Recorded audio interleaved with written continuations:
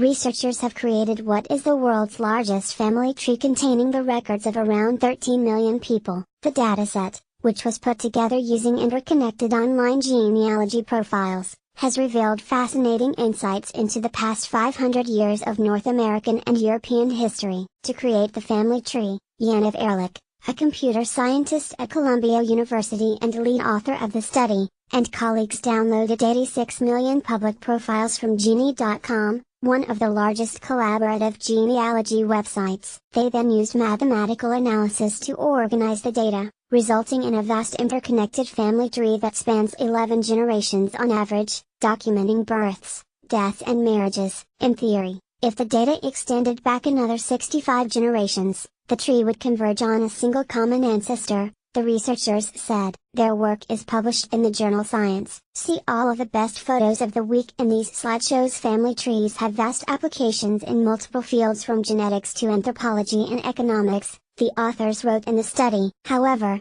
the collection of extended family trees is tedious and usually relies on resources with limited geographical scope and complex data usage restrictions.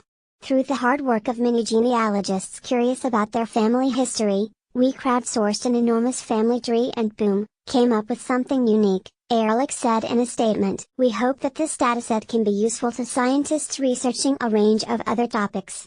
In the above 6,000-person family tree, individuals spanning 7 generations are represented in green, with their marital links in red. Columbia University. Around 85% of the people included in the data originate from either Europe or North America, giving researchers an unprecedented glimpse into the interconnected history of the two regions. Among many intriguing insights, the family tree shines a light on shifting patterns of marriage and migration over time. For example, before 1750, most Americans found a spouse within 6 miles of their birthplace. However, after 1950 this distance had increased to around 60 miles, the researchers said. In addition, before 1850, marrying a relatively close family member was common. On average, people wedded their fourth cousin. Previously, it was thought that people in the West stopped marrying their close relatives due to the impact of improved transport networks, which caused people to be born further away from their extended families. However,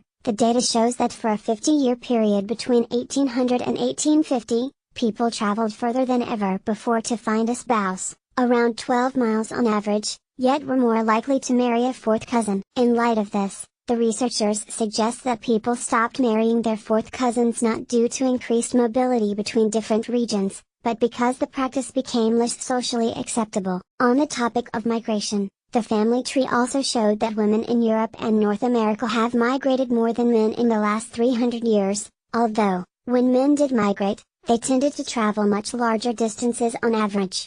The reconstructed pedigrees show that we are all related to each other. Peter Fisher, a quantitative geneticist at the University of Queensland who was not involved in the study, said in a statement, "This fact is known from basic population history principles, but what the authors have achieved is still very impressive."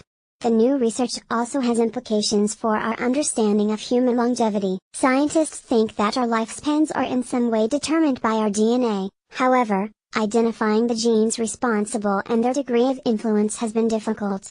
But the new family tree enabled the researchers to compare distantly related family members, leading them to conclude that 16% of our lifespan, roughly equating to an average of 5 years, is determined by inherited genes, a lower figure than what was expected.